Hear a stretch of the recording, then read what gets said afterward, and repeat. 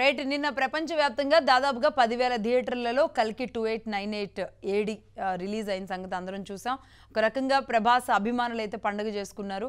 సలార్ తర్వాత వచ్చిన మూవీ కావడంతో ఒక రకంగా కొన్ని అప్ అండ్ డౌన్స్ని హై బడ్జెట్ మూవీస్ అయినప్పటికీ కూడా ప్రభాస్ ఎదుర్కొన్న దగ్గర నుంచి ఒక బాహుబలి రికార్డ్స్ని బ్రేక్ చేసే స్థాయిలో మరి కల్కి ఉండబోతుందా అన్న హై ఎక్స్పెక్టేషన్స్ నేపథ్యంలో చాలామంది కల్కి చూడాలి అనుకున్నారు. వివిధ దేశాల్లో కానివ్వండి, లేదంటే 5 భాషల్లో రిలీజ్ అయింది కాబట్టి దాదాపుగా పాన్ ఇండియా మూవీగా వచ్చిన ఈ మూవీ మీద అంటే స్టార్ కాస్టింగ్ అనేది మాత్రం మనం గతంలో ఎక్కడా చూడని స్థాయిలో అమితాబ్ బచ్చన్, కమల్ హాసన్, శోభన, అలాగే ఇలాంటి చాలా పెద్ద తారాగణంతో తీసిన మూవీ కావడంతో అన్ని లాంగ్వేజెస్లో కూడా అలా టచ్ చేయగలిగింది అనేది ఉంది. అయితే నిజంగానే బాహుబలి రికార్డ్స్ని బ్రేక్ చేసిందా? ఈ ఏడాదిలో 2024 తర్వాత వచ్చిన మూవీస్లో, ఈ 6 నెలల్లో వచ్చిన మూవీస్లో హనుమాన్ మాత్రం మొత్తానికి, అలాగే గుంటూరు మిర్చి ఏవైతే ఉన్నాయో ఇవి మాత్రమే ప్రేక్షకుల ఆదరణ పొందినాయి. ఆ తర్వాత వచ్చిన మూవీగా దీన్ని చూడాలా? ఎలాంటి రికార్డ్స్ బ్రేక్ చేయబోతుంది? RRR బాహుబలి లిస్ట్లో ఇది కూడా చేరబోయే అవకాశాలు ఉన్నాయా? ఎంత కలెక్షన్ చేసింది? ముఖ్యంగా తెలుగు సినిమా మళ్ళీ అంతర్జాతీయంగా టచ్ చేసి వచ్చిందా? దాని గురించి మాట్లాడదాం. మనకి ఓం ప్రకాష్ గారు ఉన్నారు, మా మహా మూవీ మ్యాక్స్ ఎడిటర్. నమస్తే అండి ఓం ప్రకాష్ గారు. నమస్తే నమస్తే నమస్తే నమస్తే అండి లక్ష్మి గారు. నమస్తే అండి. అలాగే స్టూడియోలో ఉన్నారు ప్రగాఢ్ నారాయణ గారు, మూవీ క్రిటిక్. నమస్తే అండి నారాయణ గారు. నమస్తే అండి. ఒకసారి మా ఓం ప్రకాష్ గారితో మాట్లాడిన తర్వాత మీ దగ్గరికి వస్తాండి. ఓం ప్రకాష్ గారు, లక్ష్మి గారు ఒకసారి మీరు గుడ్ మార్నింగ్ అండి, వెరీ గుడ్ మార్నింగ్. మీరు ఒకసారి బ్రీఫ్ చేస్తే నిజంగా అంటే ఇది ఒక పండగలాగానే నిన్నంతా హడావుడి కనబడింది. ఎండింగ్ అంటే దాదాపుగా ఒక 2-3 షోస్ అయితే గానీ కలెక్షన్ పండుగ ఎంత జరిగింది అనే దాని మీద మొత్తం డిపెండ్ అయి ఉంటుంది నెక్స్ట్. అవునండి. అంటే యాక్చువల్ గానంటే ఈ సంవత్సరం చూసుకుంటే అంటే 2024 సంక్రాంతికి విడుదలైనటువంటి హనుమాన్ సూపర్ డూపర్ హిట్ అయిందండి. అది కూడా పాన్ ఇండియా మూవీనే. అలాగే ఆ తర్వాత వచ్చినటువంటి గుంటూరు కారం, అంటే అదే సీజన్ లో వచ్చిన గుంటూరు కారం కూడా మంచి విజయాన్ని సాధించింది. కాకపోతే ఏంటంటే గుంటూరు కారంకి వచ్చేసరికి మహేష్ బాబు, అతనికి ఉండేటువంటి ఆ స్టార్ ఇమేజ్, అలాగే దర్శకుడు త్రివిక్రమ్ శ్రీనివాస్, కాబట్టి ఆ సినిమాకి అంత ఓపెనింగ్స్ రావడము, లేకపోతే ఆ థియేటర్స్ టికెట్ సెట్ చేయటము అన్నది చాలా కామన్. కానీ హనుమాన్ అనేది తేజ సజ్జా అనేటువంటి కొత్త కుర్రాడు, ఒక రకంగా అతను 2-3 సినిమాలు మాత్రమే చేశాడు. ఆ తేజ సజ్జాని హీరోగా తీసుకుని ప్రశాంత్ వర్మ తీసిన సినిమా అందరినీ కూడాను స్పెల్ బౌండ్ చేసిందండి థియేటర్స్ లో. కాబట్టి అలాంటి సినిమా తర్వాత వచ్చినటువంటి అంటే ఈ 6 నెలల్లోనండి దాదాపు 130 సినిమాల దాకా రిలీజ్ అయినాయి. కానీ ఏ సినిమా కూడా ఆశించిన స్థాయిలో ఆడలేదు. అలా టైంలో తెలుగు సినిమా రంగం అసలు ఎలాంటి పరిస్థితులకి వెళ్తుంది, ఏమిటి అంటే అసలు సక్సెస్ చూస్తుందా లేదా అనేటువంటి సందిగ్ధ అవస్థ ఉన్న టైంలో వచ్చి కరెక్ట్ టైంలో కరెక్ట్ సినిమాగా ఇది వచ్చిందండి, కల్కి 2898 అండి ఏడి. అయితే చాలా మంది అనుకున్నది అంటే రకరకాల కారణాల వల్ల ఈ సినిమా సంక్రాంతికి రావాల్సింది, ఆ తర్వాత మేకి వాయిదా పడింది. మేలో ఎలక్షన్స్ డిక్లేర్ చేయడం వల్ల మే నుంచి మళ్ళీ ఇప్పుడు ఈ రోజుకి నిన్నటికి రిలీజ్ అయ్యింది. కాబట్టి ఎందుకు అసలు ఇంత సినిమా ఇంత లేట్ అవుతోంది, అంత అద్భుతంగా ఏం అంటే తీర్చిదిద్దుతున్నారు ఈ సినిమాని నిర్మాత అశ్మితత్ కావచ్చు, అలాగే నాగశ్విన్ కావచ్చు, ఏంటి అసలు వాళ్ళు చేస్తోంది అనేటువంటి ఒక క్వశ్చన్ మార్క్ అయితే ఉందండి. పైగా pan India cinema, star cast ఇందాక మీరు చెప్పినట్టుగా ప్రభాస్, దీపిక, దిశా పటాని, అమితాబ్ బచ్చన్, కమల్ హాసన్, అటు తమిళనాడుకి వస్తే పశుపతి, శాశ్వత్ చటర్జీ, ఇలా బెంగాలీ నుంచి ఇలా రకరకాల ఆర్టిస్టులు, చాలా పేరు ఉన్న ఆర్టిస్టులు, వీళ్ళందరూ నటించిన సినిమా అసలు ఎలా ఉంటుంది ఏంటి అనేది ఒక ప్రశ్న అయితే ఉంది. వాటన్నిటికీ సమాధానం నిన్న ఉదయం మార్నింగ్ షోతో దొరికిందండి. ఈ సినిమా చూసిన తర్వాత తెలుగు వాళ్ళు సైతం హాలీవుడ్ సినిమా తీయగలరు, అంటే హాలీవుడ్ స్థాయిలో సినిమా తీయగలరు అని నిరూపించింది. వరల్డ్ వైడ్ గా యునానమస్ గా అండి సూపర్ హిట్ టాక్ అయితే వచ్చిందండి, అందులో నో డౌట్. అది ఓకే అండి. ఓకే, మన నారాయణ గారు ఉన్నారు కాబట్టి ఆయన అడుగుదాం, ప్లస్ ఆర్ మైనస్లు అసలు ఏంటి, ఇంకా బాగా చెప్తారు. నారాయణ గారు, ఏంటండి మూవీకి ఉన్న ప్లస్లు ఏంటి? అంటే only star casting and graphics ఏనా? మూవీకి అంటే స్టార్ కాస్ట్ అనే కాదు, ఆ పాయింట్ ఏదైతే ఉందో కల్కి ఏదైనా స్టోరీ రాసుకున్నా ఆ స్టోరీనే మెయిన్ పాయింట్, స్టోరీ లైనే మెయిన్ పాయింట్. సో దాన్ని ఆయన డైరెక్టర్ నాగశ్విన్ గారు బిల్డ్ చేసింది, క్రియేట్ చేసిన క్యారెక్టర్స్ వైజ్ వెళ్ళచ్చు. సో దాని ప్రకారంగా చూసే సినిమాకి ఆ స్టోరీని అంటే మనం ద్వాపరయుగంలో నుంచి కురుక్షేత్ర యుద్ధం దగ్గర స్టార్ట్ చేసి అక్కడి నుంచి కలియుగంలోకి కలియుగంలో నుంచి కలియుగం ఎండ్ అవుతుంది, అంతం అయ్యేటప్పుడు కల్కి భగవాన్ అనే ఆయన జన్మిస్తాడు అనే మనకు ఒక మిత్ ఉంది. ఓకే, అవును. సో ఈయన ఏం చేశాడంటే 2898 AD అంటే 898 సంవత్సరాలు అంటే మనం 24లో ఉన్నాం కానీ ఆయన 898 దగ్గరికి తీసుకెళ్ళాడు. సో ప్రపంచం అంతం అయిపోయింది, ఒక కాశీపట్నం అనే ఊరు ఉంది, ఆ ఊరు దగ్గర జరిగే ఇష్యూ అని చెప్పి తీసుకొచ్చాడు. సో ఆ ప్రపంచాన్ని బిల్డ్ చేయడమే చాలా గ్రేట్. ఆ విజన్ ఉంది, ఆయన విజన్, నాగాశ్విన్ గారి విజన్ అనేది ఆ లెవెల్లో ఉంది. సో ఇది మామూలు పాన్ ఇండియా సినిమా అని మనం పాన్ ఇండియా సినిమా అనుకుంటున్నాం కానీ ఆయన తీసింది ఏంటంటే పాన్ వరల్డ్ టైప్. అంటే క్యారెక్టర్స్ కూడా ప్రపంచంలో ఉన్న అన్ని ఇప్పుడు మనం చూస్తున్న దేశాల్లో ఉన్న వాళ్ళని అందరూ ఉంటారు, అందరూ ఎత్తుక్కుంటూ బ్రతుకు కోసం ఒక పట్టణం వస్తారు. సో అందరినీ చూపించారు 2898లో. సో అన్ని పట్టణాలు పోతుంటే ఒక్క కాశీపట్నం కొద్ది మిగులుతుంది, అక్కడ ఒక ఇది ఉంటుంది. సో దానికోసం వీళ్ళందరూ అక్కడికి వస్తారు. సో అక్కడ బిల్డ్ చేసిన ఇది సూపర్ బండి. అంటే గ్రాఫిక్స్ వైజ్ చూసుకోవాలంటే ఇప్పుడు మనం చిన్నపిల్లలు కానీ గత 30-40 ఇయర్స్ నుంచి కానీ 50 ఇయర్స్ నుంచి కానీ డిస్నీ వాళ్ళ స్టార్ వార్స్ ఉన్నాయి, మార్వెల్ అవెంజర్స్ ఉన్నాయి.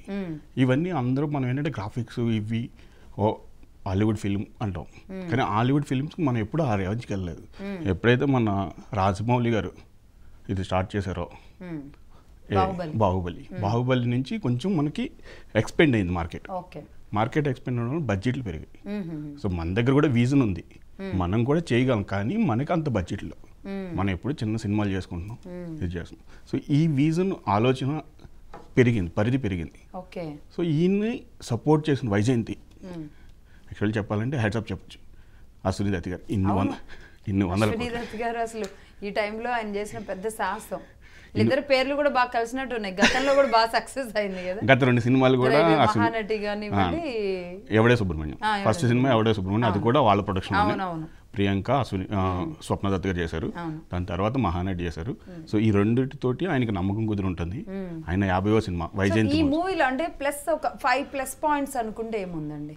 5+ పాయింట్స్ అంటే కథ మెయిన్, దాని తర్వాత స్టార్ కాస్ట్. ఆ ఉన్న కథని బిల్డ్ చేసేటప్పుడు స్టార్ కాస్ట్ ఉంటుంది.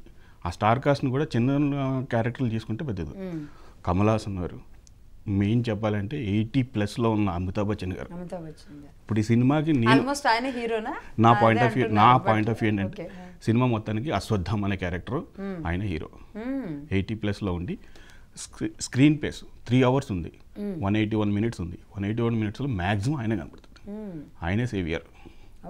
సో ప్రభాస్ ఫ్యాన్స్ కొంచెం డిసప్పాయింట్ అవ్వచ్చు, ఎందుకంటే ప్రభాస్ని క్యారెక్టర్ వైజ్ తీసుకెళ్లారు కానీ హీరో బిల్డ్ చేయలేదు. సో ఆయన హీరో, ప్రభాసే మనకి హీరో, ఎందుకంటే ప్రభాస్ తోటి బిజినెస్ అవుతుంది, ప్రభాస్కే ఫ్యాన్స్ ఉన్నారు. కానీ ఇక్కడ ఆ క్యారెక్టర్ వైజ్ చూసుకుంటే కథలో అంటే తగ్గిందా, స్క్రీన్ స్పేస్ కొంచెం తక్కువ ఉంటుంది, కథను బిల్డ్ చేసుకుని వెళ్ళేటప్పుడు సీన్స్. అందుకేనా అంటే కొంతమంది ఇప్పుడు థియేటర్స్ నుంచి బయటకు వస్తున్న వాళ్ళ స్పందన చూస్తే మిక్స్డ్ కనబడింది, అంటే ఊగిపోయినట్టు అట్లా అయితే లేదు, ఓపెన్ గా చెప్పాలంటే. అంటే మోస్ట్లీ సినిమాలు 2 రకాలు ఉంటాయండి. ఒకటి క్యారెక్టర్ బేస్డ్ ఉంటాయి, ఆ హీరో బేస్డ్ ఉంటాయి. కథ ఎలా నడిచినా ఆ హీరో గురించే మాట్లాడతారు. RRR ఉందా లేదా ఇంకొక బాహుబలి ఉంది అంటే బాహుబలి గురించే మాట్లాడతారు. ఏ సీన్ జరిగినా బాహుబలికి లింక్ చేస్తారు. కానీ ఇక్కడ ఏంటంటే ఈయన భైరవ క్యారెక్టర్ ఒక క్యారెక్టర్ కథలో వచ్చి వెళ్ళిపోతుంటుంది. కానీ మెయిన్ పాయింట్ ఏంటనేది కల్కిని ఎలా ఇది చేయాలి, అక్కడ అశ్వత్థామ ఎలా సేవ్ చేస్తున్నాడు అనేది ఇక్కడ టర్న్ అవుతుంటుంది. 2 క్యారెక్టర్ల మధ్యలో తిరుగుతుంది. అశ్వత్థామ క్యారెక్టర్ ఒకటి, ఇంకొకటి మన సుప్రీం యాష్కిన్ అంటే కమల్ హాసన్. సో కమల్ హాసన్ గురించి మాట్లాడుతుంటాయి, మిగతా సీన్స్ ఏంటంటే కమల్ హాసన్ గురించి మాట్లాడుతుంటే, లేదంటే అశ్వత్థామ సేవ్ చేస్తుంటాడు. సో ఇలా తిరుగుతూ ప్రభాస్ మనకు ఉండాలి, ఆ లెవెల్కి తీసుకెళ్ళాలి, మార్కెట్ చేయాలి. ఒక 500-600 కోట్ల బడ్జెట్ సినిమాని ఆ లెవెల్లో తీసుకెళ్ళాలంటే ప్రభాస్ ఉంది, చిన్న క్యారెక్టర్ చేసి చేయాలి. ఆ రకంగా ప్లస్లు అంటే వాళ్ళే ఇవే కాస్టింగ్, కథ, టెక్నికల్ వాల్యూస్, ఫోటోగ్రఫీ. సో కొద్దిగా నేను డిసప్పాయింట్ చేసింది అంటే music. Compare to Baahubali, RRR ఇలాంటి మైథాలజీ మిక్స్ అయ్యి సైన్స్ ఫిక్షన్లో ఉన్నాయంటే మనకు పేరు చెప్పకూడదు, ఇంకొక ఆయన ఉంటే బాగున్నాం. అంటే బాహుబలి, RRR చేసిన మ్యూజిక్ డైరెక్టర్ ఉంటే ఆ మైథాలజీని ఆయన ఇక్కడ ఏంటంటే బాహుబలి అంత పెద్ద హిట్ అవ్వడానికి కారణం 1-2 పాటలు. ఖచ్చితంగా అండి. అసలు ఆ మ్యూజిక్ ఇప్పటికీ మనకి బాహుబలి అనగానే ఆ సౌండ్స్ వినబడుతుంటాయి మనకి. చరణం వచ్చింది, మగధీర అనగానే కూడా మనకి ఆ సౌండ్స్ వినబడుతూ ఉంటాయి. సో ఇక్కడ ఏంటంటే ఈ సినిమాకి ఇది మిస్ అయింది. ఎస్, మనకు ఒక్క ట్యూన్ లేదు, ఒక్క ట్యూన్ ఓకే మనం ఫిక్స్ అయ్యేలాగా హమ్ చేసుకుందాం చేసుకునేలాగా మైండ్స్ లో ఫిక్స్ ట్రిపుల్ ఆర్ ఉంది అంటే అందులో ఒక 5 ఉంటుంది, 1-2 సాంగ్లు ఉంటాయి, అన్ని ఉంటాయి, చాలా ట్రిపుల్ ఆర్ ఒకటి ఉంటుంది, బాహుబలి అన్ని ఉంటాయి, అన్ని అన్నిటి మీద ప్రాణం పెట్టారు బాహుబలి అయితే. సో ఇక్కడ మనకి మిస్ అయింది, నాకంటే నా పర్సనల్ మిస్ అయింది ఏంటంటే ఆ ఒక్క డిపార్ట్మెంట్ కొద్దిగా మిస్ అయింది. ఓకే అండి, ఓం గారు ఏమంటారు? ఓం గారు మీరేమంటారు? రైట్ రైట్ అండి. అలాగే ఇంకొన్ని మైనస్ అంటే పాన్ ఇండియా మూవీగా, ముఖ్యంగా తెలుగువాడి మూవీగా అంటే వరుస పెట్టి మనం ఈ మధ్య అన్ని లెక్క పెట్టుకుంటున్నాం. అంతర్జాతీయంగా మనం ఇప్పుడు ఆస్కార్ రేంజ్లోకి వెళ్ళడం, ఇప్పుడు రాజమౌళి గారు అండ్ రమా గారిని కూడా అందులో మెంబర్స్ సెలెక్షన్ దాంట్లోకి వెళ్ళడం అంటే కేవలం తెలుగు సినిమా ఎక్స్పెక్టేషన్స్ పెరగడం. ఒక రకంగా మళ్ళీ మనం అందులో హిస్టరీని, ఇండియన్ ఆరిజిన్ని, మన తెలుగుదనాన్ని అన్నిటినీ మిక్స్ చేసి అంటే మన ఫ్లేవర్ని ప్రపంచానికి చూపించే స్థాయికి మనం వెళ్ళిపోయామండి. అంటే ఈ విషయంలో ఏమనిపిస్తుంది? ఎగ్జాక్ట్లీ, అంటే మనకి పురాణాలు కానీ మన పురాణాలు, కథలు, ఇతిహాసాలు చాలా ఉన్నాయి, కాకపోతే మనవి అవి ఎక్స్పోజ్ అవ్వలేదు. ఓవరాల్గా మన ఇండియా లెవెల్లో కానీ ప్రపంచంలో కానీ కొద్దిగా ఎక్స్పోజ్ అయింది, తెలిసిన వాళ్ళు కొంతమందికి వెళ్ళింది. సినిమాలో మనం ఏంటంటే మామూలు ఫ్యామిలీ డ్రామాస్లోకి వెళ్ళిపోయాం, లేదంటే మాస్ యాక్షన్కి వెళ్ళాం. కానీ ఇలాంటి ఇతిహాసాలని మిక్స్ చేసుకుంటూ పెద్ద సినిమాలు, హిట్ అయిన సినిమాలు కూడా ఇదే చేస్తుంటారు, మిక్స్ చేసుకుంటూనే వెళ్తుంటారు. సో పురాణాలు ఈయన ఏం చేశాడంటే ఈ కథకి, అలాగే బాహుబలికి ఎలాగైతే ఒక ఇది తీసుకున్నాము, ఇలాగే ఇక్కడ కూడా ఈ కథకి పురాణాల నుంచి, అక్కడి నుంచి అశ్వత్థామ, అర్జున క్యారెక్టర్ నుంచి కర్ణుడు అనే క్యారెక్టర్కి బ్లింక్స్ చేసుకుంటూ, గ్రాఫిక్స్ యాడ్ చేసుకుంటూ తీసుకెళ్ళాడు. సో మనకి అప్పుడు మనం చూస్తే అవెంజర్స్ అవి చూస్తే ఫిక్షనల్, సైన్స్ ఫిక్షన్, లేదు అక్కడ క్యారెక్టర్స్ ఫిక్షనల్ క్యారెక్టర్స్, కానీ ఇక్కడ మనకు ఒరిజినల్ క్యారెక్టర్స్ ఉంటాయి. మన రూట్స్కి వెళ్తే, మన బ్యాక్కి వెళ్ళి మన రూట్స్కి వెళ్తే ఒరిజినల్ క్యారెక్టర్స్ కృష్ణుడు, అర్జునుడు వీళ్ళు ఉన్నాయి. ఇందులో చాలా కన్ఫ్లిక్ట్ కనెక్ట్ అయి ఉంటాం కాబట్టి లైక్ అదే నేను అన్నా, మన ఆరిజిన్ అంటే భారతదేశం హిందుత్వ దేశం, అవునన్నా కాదన్నా 80% హిందువులు ఉన్నారు. పుట్టిందే ఒక రకంగా భారతదేశం హిందూ దేశంగానే కదా, భరతదేశం, భరతఖండం. కాబట్టి ఆ ఇదిని, ఆ ఆరిజిన్ని మనం చూపించడం అంటే నిజంగా ఈరోజు మనం సగర్వంగా మన తెలుగోడు చూపిస్తున్నాడు అన్నప్పుడు ఇంకాస్త మనకి రోమాలు నిక్కపరుచుకుంటూ ఉంటాయి. అందుకే ఇప్పుడు చూస్తే మనకి ఫ్రీ బుకింగ్స్ చూస్తే నార్త్ అమెరికా కానీ ఓవర్సీస్లో కానీ తెలుగు వాళ్ళందరూ ఎక్సైట్ అయి చూస్తున్నారు.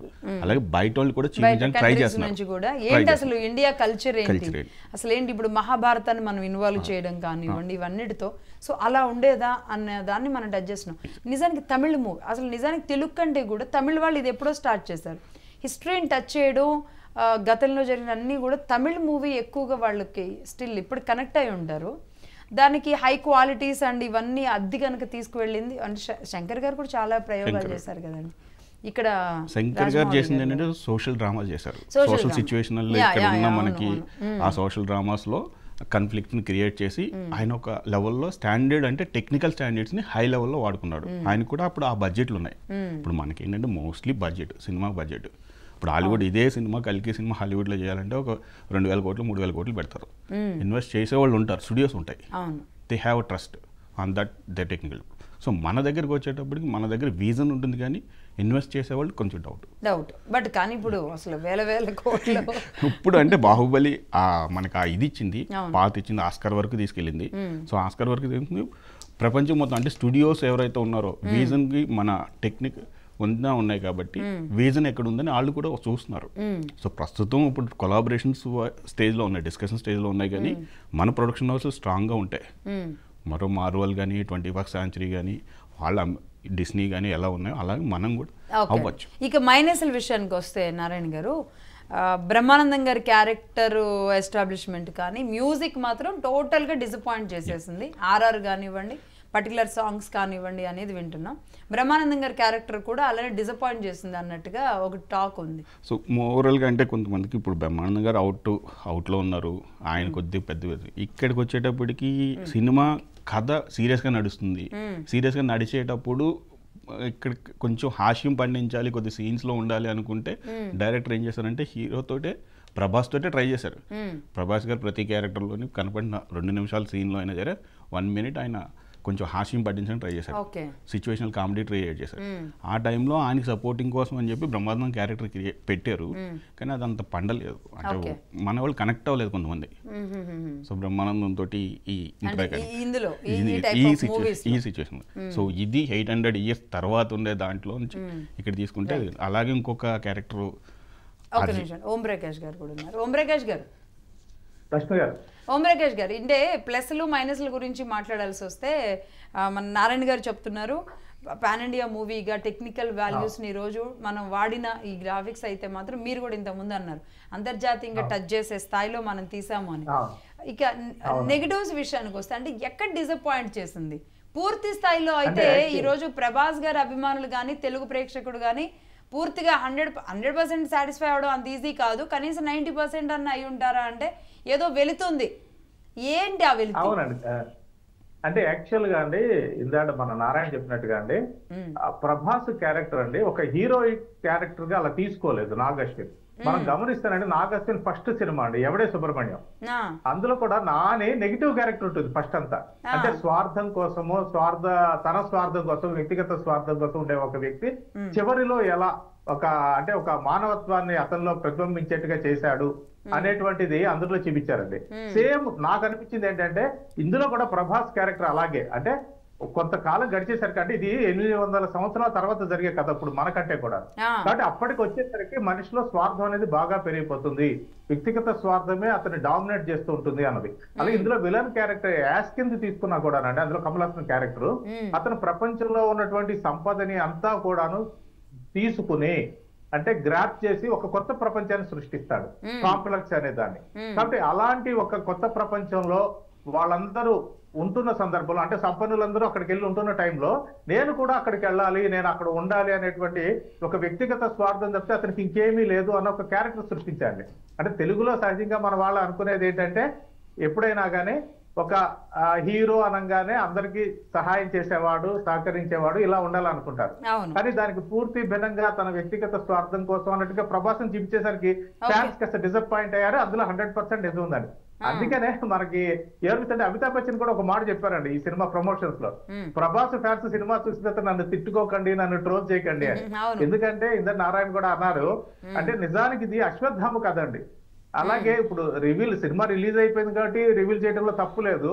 యాక్చువల్ గా ప్రభాస్ క్యారెక్టర్ అనేటువంటిది భైరవ అనేది చాలా మంది అనుకున్నది ఏంటంటే కల్కి అవతారమే భైరవ నమో అనేటువంటి ఒక ఆలోచనలో ఉన్నారండి. కానీ నిజానికి సినిమాకి కల్కి 2898 AD అని పెట్టారు, కానీ కల్కి ఆగమనం అనేది అసలు ఈ పార్ట్ లో లేనే లేదండి. సెకండ్ పార్ట్ లో కల్కి వస్తాడు, అప్పుడు ఏం జరిగింది అన్నది అసలు కథ. కాబట్టి ఈ ఫస్ట్ ఏంటంటే ఒక ఇంట్రడక్షన్ లేకపోతే ఒక అంటే సెకండ్ పార్ట్ లో వచ్చే కల్కి ప్రభాసే అయి అనుకోవచ్చా? అనుకోవచ్చు, చెప్పలేదు. ఎందుకంటే మనం బాహుబలి చూసాం, బాహుబలి ఎలా అయితే డ్యూయల్ రోల్ చేశాడో అలా కల్కిగా ప్రభాస్నే పెడతారా లేకపోతే ప్రభాస్ని ఈ భైరవగానే ఉంచి ఆ కల్కికి సహాయం చేసే ఒక క్యారెక్టర్ గా పెట్టి ఆయన్ని ఇంకెవరన్నా పెద్ద అంటే వేరే ఆర్టిస్టులు కూడా తీసుకొస్తారా అన్నది చూడాల్సి ఉంటుంది. ఎందుకంటే ఇప్పటిదాకా వాళ్ళు రివీల్ చేయలేదు కల్కి పాత్ర ఎవరు చేస్తారు అన్నది. ఈ సినిమాకి సంబంధించి కూడా ఒక మంచి పని ఏం చేశారంటే నాగ్ అశ్విన్ అంటే చాలా మంది అనేది అంటే ఎప్పుడో 6000 సంవత్సరాల క్రితం మహాభారత యుద్ధం దగ్గర మొదలయ్యి ఇప్పటికీ 800 సంవత్సరాల తర్వాత జరిగే 2898కి ఏడీది చూపించడం అన్నది కొంచెం కన్ఫ్యూజన్ ఉంటుంది కదా అన్నారు. నిజానికి చాలా సంక్లిష్టమైన కథ అండి ఇది. ఇటు పురాణాలను తీసుకోవటము, సైన్స్ ఫిక్షన్ తీసుకోవటము, ఫ్యూచరిస్టిక్ జనరేషన్ తీసుకోవటము అన్నది చాలా సంక్లిష్టం అండి. కానీ ముందే మెంటల్ గా ప్రిపేర్ చేశారండి ఆడియన్స్ ని. ఆ విషయంలో నాగ్ అశ్విన్ చాలా సక్సెస్ అయ్యారు. అందువల్ల ఏంటంటే ఈ రోజున థియేటర్ లో కూర్చుని చిన్న పిల్లలు చూసినా కానీ వాళ్ళు ఎంజాయ్ చేస్తుంటారు, వాళ్ళకి కొంత కథ అర్థమవుతుంది. ఓహో ఇది ఈ లోకము, ఇది ఈ లోకము, ఇది కాంప్లెక్స్, ఇతను అక్కడికి వెళ్ళడానికి ట్రై చేశాడు అని. లైక్ అంటే ఆదిత్య 369 ఒకటి గతంలో ఇది ట్రై చేసిన కొంచెం అలా ఉంటుంది. తీసారండి. అందులో ఏంటంటే టైం మిషన్ తీసుకున్నారు, కాకపోతే ఆయన వెనక్కి వెళ్ళడము, ఈ ప్రస్తుతము ఫ్యూచర్ కి వెళ్ళడం. అందుకనే బహుశా ఆయనకు ఉన్నటువంటి ఆ అనుభవాన్ని మనం కూడా ఉపయోగించుకోవాలని సినిమా ప్రారంభంలోనే అశ్విని దత్ గారు సంగీతం శ్రీనివాసరావు గారిని పిలిచి, సార్ మేము ఇలా కథ అనుకుంటున్నాము, మీ ఆలోచనలు మీ థాట్స్ ఇవన్నీ కూడా మాకు కావాలి అన్నారు. ఆయన సహాయ సహకారాలు కూడా స్టోరీ మేకింగ్ లో తీసుకున్నారండి. అలా అన్ని రకాలుగా ఎవరైతే బెస్ట్ ఇవ్వగలరు అనుకున్నారో వాళ్ళందరూ తీసుకున్నారు. తెర మీద కనిపించే నటీనటుల కంటే కూడానండి, టు బి ఫ్రాంక్, తెర వెనుక కష్టపడిన వాళ్ళు వాళ్ళకి చాలా ఇది ఉందండి, అప్రిషియేట్ చేయాల్సింది ఉంటుంది. ఎందుకంటే వాళ్ళు ఎవరికి చాలా మందికి తెలియదు. తెర మీద ఉండే మన ప్రభాస్నో లేకపోతే అమితాబ్ బచ్చనో దీపికా పదుకునేనో వీళ్ళ గురించి మాట్లాడుకుంటాం ఎక్కువ. కానీ తెర వెనుక కష్టపడిన చిన్న చిన్న ఆర్టిస్టులు, ఎందుకంటే వాళ్ళు చేసిన ఒక మేకింగ్ వీడియోస్ చూస్తారండి, ఆ బుజ్జి అనే దాన్ని ఎలా తయారు చేయాలి, లేకపోతే ప్రభాస్ వెహికల్ ఏదైతే ఉందో ఆ కారు ఎలా తయారు చేయాలి ఏంటి అన్న విషయంలో వాళ్ళు పెద్ద పెద్ద సంస్థలతో వాళ్ళతో కలిసి కూర్చొని మాట్లాడి అక్కడ ఉన్నటువంటి ఇంజనీర్స్ ని పిలిపించి మా థాట్ ఇది, దీన్ని మీరు ఎలా ప్రజెంట్ చేయగలరు, తెర మీద చూపించాలనుకుంటున్నాము అన్నప్పుడు వాళ్ళందరి కంట్రిబ్యూషన్ కూడా ఉందండి. కాబట్టి ఒక రకంగా ఒక హాలీవుడ్ సినిమాని తెలుగు వాళ్ళు తీయగలరు నిరూపించడం కోసం అని చెప్పి నాగ్ అశ్విన్ కావచ్చు, ఇటు అశ్విని దత్ గారు కావచ్చు, రేయింబౌళ్ళు కష్టపడ్డారు. దాన్ని తగ్గ ఫలితం ఈ రోజున వస్తుంది కాబట్టి వాళ్ళకి ఫుల్ హ్యాపీ ఉంటారు. అలాగే అట్ ది సేమ్ టైం -5 అంటే ఏ సినిమా కూడా అండి 100% ఎవరిని సాటిస్ఫై చేయలేదండి. ఇప్పుడు ప్రభాస్ ఫ్యాన్స్ కి ఎలా అయితే కొంత అసంతృప్తి ఉంటుందో, సాధారణమైనటువంటి థియేటర్కి వెళ్ళే జనానికి ఇదేంటి దిశ పట్లని హీరోయిన్ అన్నారు, ఇటలీలో ఎక్కడ పెద్ద సాంగ్స్ తీశారన్నారు, దాని గురించి చాలా గొప్ప ప్రచారం జరిగింది, పాట ఏంటి ఇలా ఉన్నది, ఉన్నదే ఒక డ్యూయట్, దాన్ని చాలా అద్భుతంగాను తీయాల్సి ఉంటుంది కదా, కానీ ఆ స్థాయిలో ఆ పాట లేదండి. దీపికా పదుకోన్ కూడా తెలుగు మూవీ తీయడం ఇదే ఫస్ట్ టైం. తమిళ్ అంటే దీపికా పదుకోన్ యాక్చువల్ గా అండి ఆయన అపురూపం అని తెలుగు సినిమా చేసిందండి, కానీ ఆ సినిమా విడుదల కాలేదు. అలాగే ఒక్కొక్క సినిమా దీపికా పదుకోన్ కదా ప్రియాంక చోప్రా చేసింది. దీపికా పదుకోనే జయంత్ శ్రీ పరంజీ సినిమాలు చేసిందండి. లవ్ ఫర్ ఎవర్ అనేటువంటి దాంట్లో ఒక సాంగ్ చేసింది, బట్ ఆ సినిమా రిలీజ్ కాలేదన్నమాట దీపికా పదుకోనే. కాబట్టి టెక్నికల్ గా చూసినప్పుడు అది ఫస్ట్ సినిమా అయినా గానీ రిలీజ్ అయింది ఇదే కాబట్టి అది కూడా దీపికా పదుకోన్ లాంటి వాళ్ళు వచ్చారు అంటే హై ఎక్స్పెక్టేషన్స్ చూస్తాం, కానీ తను ప్రెగ్నెంట్ గా కనబడడం అనేది కూడా ఒక రకంగా కొంచెం డిసప్పాయింట్ చేస్తారు. అంటే చాలా మంది అనుకున్నారు దీపికా పదుకోనే ఒక హీరోయిన్ క్యారెక్టర్ అని అనుకున్నారు, ఎందుకంటే ఆవిడకి ప్రభాస్ కి అసలు రిలేషన్ ఉండదని. గాని చివరిలో క్లైమాక్స్ లో మనకి దీపికా పదుకోన్ సేవ్ చేసే వ్యక్తిగా ప్రభాస్ మారతాడు, అతనిలో కూడా ఒక మానవత్వం ఉంది, వ్యక్తిగత స్వార్థమే కాదు అన్నది హైలైట్ చేసి ఎండ్ చేశారు. కానీ వాళ్ళిద్దరి మధ్య ఒక కెమిస్ట్రీ ఏదైతే ఉంటుందో అలాంటిది ఏమి ఉండదు ఇందులో, అంటే కథ కూడా అలా డిమాండ్ చేయదు. కాబట్టి దిశా పటానినే హీరోయిన్ అనుకున్నప్పుడు ఆ అమ్మాయిని ఏదో ఒక పాటకి 2 సీన్లకి పరిమితం చేసేసరికి ఒక రకంగా డిసప్పాయింట్ అవుతారు. అంటే జనరల్ ప్రభాస్ ఆడియన్స్ లేకపోతే రెగ్యులర్ ఫిలిం గోయర్స్ ఏవైతే ఫైట్స్ చూడాలనుకుంటారో ఫైట్స్ ఉన్నాయి అందులో, నో డౌట్ ఫైట్స్ అన్ని కూడా చాలా అద్భుతంగా ఉన్నాయి. కానీ హీరో హీరోయిన్లు గురించి కాస్త ఉండాలి అనుకున్నప్పుడు కాస్త డిసప్పాయింట్ అవుతారు. ఇందులో అలాగే బ్రహ్మానందం గారి పాత్ర. ఇంకొకటి ఏంటంటే అండి చాలా మంది సర్ప్రైజ్ చేసింది గెస్ట్ అపీరెన్స్ ఇచ్చిన ఆర్టిస్టులు అండి. రాజమౌళి, రామ్ గోపాల్ వర్మ, అలాగే విజయ్ దేవరకొండ, దుల్కర్ సల్మాన్, మృణాల్ ఠాగూర్, ఇలా వైజయంతి మూవీస్ లో అంతకుముందు నటించిన అందరూ ఉన్నారు అందులో దాదాపుగా. అలాంటి వాళ్ళని తీసుకుని ఇంకొంచెం బెటర్ గా స్క్రిప్ట్ రాసుకుని వాళ్ళ పాత్రను ఇంకొంచెం ఎఫెక్టివ్ గా చూపించుంటే బాగుండేది కదా అన్నది కూడా కొందరు వ్యక్తం చేస్తారు. ఏం బాలేదు అన్నట్టు కూడా ఒకటి వచ్చింది కదా. అంటే జస్ట్ ఊరికే అలా సరదాగా వచ్చి కాసేపు 2 డైలాగ్స్ చెప్పి వెళ్ళిపోతారు అంతే. రాజమౌళి అయితే ఆయనతో తీసిన ఆ సీన్ చూస్తుంటే మనకి అంతకుముందు సరే ఛత్రపతిలోని సూపర్ డూపర్ హిట్ ఇచ్చాడు, అది ఇన్ టైమ్ లోనే పూర్తయింది. కానీ బాహుబలికి దాదాపుగా ఒక 5 ఏళ్ళు తీసుకున్నారు కదా 2 పార్ట్లకి. దాని మీద ఒక కామెడీగా ఒక సీన్ సరదాగా రాసుకున్నారు. కానీ మిగిలిన ఆర్టిస్టులు అంటే ఇప్పుడు అవసరాల శ్రీనివాస్ ఉన్నాడు, ఫరీదా అబ్దుల్లా ఉంది, జాతిరత్నాల్లో నటించినటువంటి హీరోయిన్ గా నటించినటువంటి ఫరీదా అబ్దుల్లా ఉంది, అలా చాలా మంది ఉన్నారు. ఇంకొకటి ఏంటంటే చాలా ఎందుకు జరిగిందో ప్రచారం తెలియదు కానండి, పెద్ద ఎన్టీఆర్ ని ఈ సినిమాలో ఏదో చూపించారంట కదా, మహాభారత యుద్ధంలో కృష్ణుడిగా చూపించారంట కదా అని ఒక ప్రచారం జరిగిపోయిందండి. ఆయన క్యారెక్టర్ గా అలా ఏం లేదండి, కృష్ణుడిగా ఆయన చూపించుంటే అది ఇంకొక తీసుకొచ్చేది ఇంకొంచెం. ఒక్క నిమిషం అండి ఓం గారు, నారాయణ గారు, ఇక మనకి అంటే సమయం కొంచెమే ఉంది, బట్ ఇందులో ఒకటి RRR మూవీ కూడా కొంచెం కనెక్ట్ అవ్వడానికి కొంచెం టైం తీసుకుంది. అనేక రకాలుగా రామ్ చరణ్ గారిని తగ్గించారని, జూనియర్ ఎన్టీఆర్ గారిని తగ్గించారని, రామ్ చరణ్ పెంచారని, అసలు ఇక్కడ కొమరం భీమ్కిను అక్కడున్న అల్లూరు సీతారామన్ లింక్ లేదని అట్లా అట్లా కొంచెం కన్ఫ్యూజన్ సాగినాయి. మేబీ ఇది కూడా ఇంత హై ఇది తీయడం వల్ల హై ఎండ్తో ఇది కనెక్ట్ అవ్వడానికి ఏమన్నా గ్యాప్ తీసుకుంటుంది అంటే ఇంకోసారి చూస్తే కానీ అర్థం కాదంటారా? అలా అనిపిస్తుంది. అంటే కొంతమందికి అనిపించవచ్చు, మళ్ళీ చూస్తే చూడొచ్చు, రెండోసారి చూడొచ్చు. కానీ కథలో ఏంటంటే ఈ కథని నమ్మి కథలోకి ఇన్వాల్వ్ అయ్యి వెళ్ళే వాళ్ళందరికీ బాగుంటుందండి. చిన్నపిల్లలు కూడా ఎంజాయ్ చేస్తారు, ఫ్యామిలీస్ తోటి వెళ్ళొచ్చు. సో వాళ్ళకి ముందే క్యారెక్టర్స్ని ఎంత ప్లెజెంట్గా ప్రజెంట్ చేశారంటే దాని ప్రకారంగా ఆ కథలోకి వెళ్ళొచ్చు, సో చూడొచ్చు. కానీ ఒక్కటేంటంటే మనకి స్టార్ బేస్డ్ సినిమాలు కాబట్టి ఇక్కడున్న తెలుగు ఆడియన్స్ అందరికీ స్టార్ వాల్యూ, మాస్, సలార్, ఒక ఇది ఎక్కడైనా ఆ పోస్టర్ వస్తే ఆ ఇది వస్తుంది. సో ఆ టైప్ ఎక్స్పెక్ట్ చేసే వాళ్ళకి ఎక్స్పెక్టేషన్స్ ఉంటాయి. సో కథగా ఇప్పుడు మనం అవెంజర్ సినిమా వచ్చింది, లేకపోతే ఇంకొక హిట్ మ్యాన్ వచ్చింది, అలాంటి సినిమాలు వచ్చినప్పుడు మనం ఎలా చూస్తున్నాం, కథగానే చూస్తున్నాం. వాళ్ళ ఫేస్లు ఎవరో మనకు తెలియదు, ఆ కథని ఆ టెక్నికల్ వాల్యూస్ని అవే చూస్తున్నాం. ఇక్కడ కూడా ఈ సినిమాని అలాగే చూస్తే అందరికీ నచ్చుతుంది, there is no disappoint. So image hero కావాలనుకుంటే కొంచెం డిసప్పాయింట్ అయ్యారు. సో దానికి నెక్స్ట్ లెవెల్ అంటే అప్పుడు RRRకి ఏంటంటే అప్పుడు ఇవన్నీ పబ్లిసిటీకి పనిచేసాయి. సీతారామరాజుకి కొమరం భీమ్కి లింక్ లేదు, ఈయన ఏదో క్రియేట్ చేసాడు, అక్కడ మొన్న బ్రిటిష్ వాళ్ళతో ఇది చేశాడు అంటే ఇవన్నీ అరే నిజమా చూద్దామా ఏం చేశారు అని అందరూ కొంచెం క్యూరియాసిటీ బిల్డ్ అయ్యి ముందుకెళ్ళారు. సాంగ్స్ కూడా మీరు అన్నట్టుగా సాంగ్స్ కూడా బాగా ప్లస్ అయ్యింది. సో అందరూ చూసారు, మళ్ళీ రిపీట్ చూసారు చూడడానికి. సో అంటే కలెక్షన్లు ఎంత వసూలు చేస్తుందండి 24 గంటలు? ఇది డే 1 అయితే టాప్ అండి. అంటే గత నేను 4-5 సంవత్సరాల నుంచి 5 సంవత్సరాల నుంచి చూస్తే, ఒక 5 సంవత్సరాల నుంచి చూస్తే నిన్న జరిగిన పండగ వాతావరణం అంటే హైదరాబాద్లోనే కానీ ఎన్ని థియేటర్లో 95% ఆక్యుపెన్సీ రేషియో ఉంది. ఇది పబ్లిసిటీలో చూస్తేనే కలికి అందరికీ బుకింగ్స్ లో 95% ఎవరికి అంతకుముందు అవ్వలేదు. బాహుబలి టైంలో కూడా కొన్ని థియేటర్లు అవే, కొన్ని థియేటర్లు కలిగి ఉన్నాయి, కానీ బాహుబలి తర్వాత ఎక్కింది. కానీ ఇక్కడ ఏంటంటే డే 1కే అందరూ వెళ్ళారు, ప్లస్ టికెట్ రేట్లు ఆటోమేటిక్గా పెంచారు. సో 400-500 టికెట్ రేట్స్ ఉన్నాయి కాబట్టి నెంబర్స్ అనేది గుడ్. ఓం గారు ఎంత అండి బడ్జెట్ అప్రాక్సిమేట్లీ?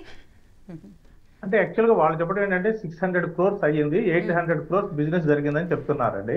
అయితే డే 1 అండి 200 crores గ్రాస్ వరల్డ్ వైడ్ వచ్చే ఆస్కారం ఉంది అంటున్నారు. ఎందుకంటే ఏపీలో 6 ఆటలు వేసుకోవడానికి పర్మిషన్ ఇచ్చారు ఫస్ట్ డే.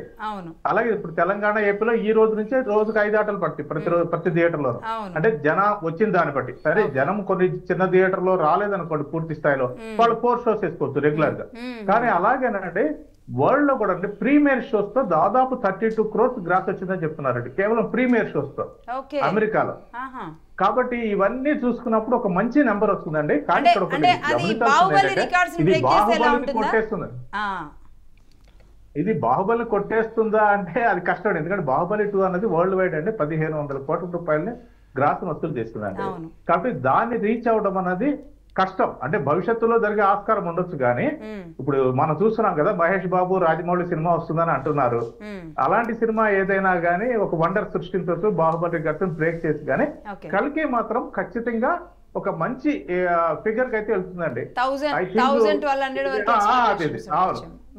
1000 కోట్ల దాకా గ్రాస్, 1000 కోట్ల గ్రాస్ వరకు వచ్చే ఆస్కారం ఉంది. ఎందుకంటే ఆ స్పాన్ ఉంది ఆ కథకి గానీ అందులో నటించిన ఆర్టిస్టుల వల్ల గానీ ఆ స్పాన్ అనేది ఒకటి ఉంది. అమితాబ్ బచ్చన్ లాంటి ఒక లెజెండరీ పర్సన్ ఇందులో దాదాపు హీరో లాంటి పాత్ర చేశారు కాబట్టి ఆ ఆస్కారం అయితే ఉందండి.